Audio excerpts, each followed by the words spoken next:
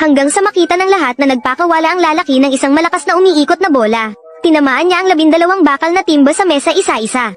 Doon lang napagtanto ng lahat, na ang simpleng lalaking nasa harapan nila, ay 3 beses na magkakasunod na kampyon.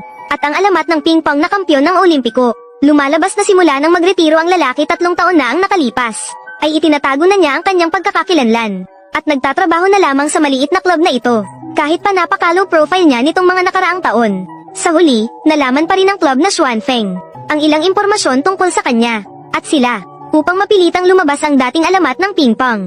Ginamit ang dahilan na nasira ng empleyado ang raketa, at humihingi ng bayad pinsala na 2 na milyong piso mula sa Chanyo Club. Kung hindi man pera, ay kailangang makipaglaro sa mga manlalaro ng Xuanfeng Club, sa isang patimpalak upang malaman, na ang 2 milyong bayad pinsala ay hindi maliit na halaga. Ang asawang mayari ng Chanyo Club, ay talagang hindi kayang bayaran ito. Sa kawalan ng magagawa, napilitan silang tanggapin ang laban sa Xuanfeng Club. Kung mananalo sila, hindi na nila kailangang bayaran ang bayad pinsala, at ang unang round ay patimpalak sa pagsalo ng bola. Kabuo ang 100 bola.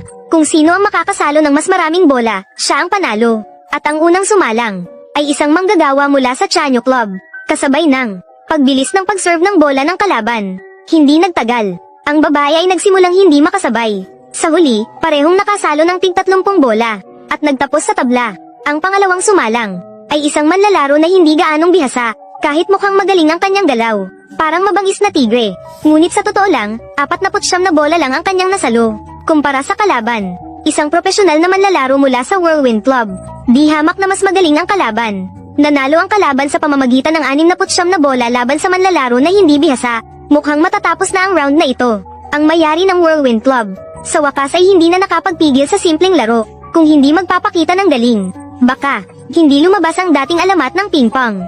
Kaya naman, pinili niyang siya mismo ang sumalang upang magpakitang gilas. At gaya ng inaasahan, ang profesional na manlalaro ay talagang kakaiba. Bahagya lang siyang kumilos. Ang bola na iyon ay talagang kahanga-hanga. 100 bola ang naipalo. Walang kahit isang bola ang bumagsak. Nakita ng lahat ang eksenang ito. Nagulat ang lahat. Kasabay nito, nangangahulugan din, na ang round na ito ay malapit ng matalo. At sa mismong sandaling iyon, nagkaroon ng ideya ang asawang mayari ng tindahan.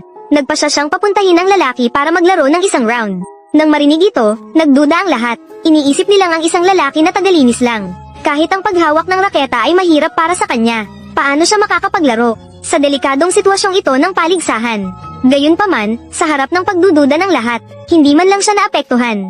Agad siyang gumawa ng isang malakas na galaw, papunta sa napakaraming daan-daang bola. Malakas niyang pinukol ang raketa.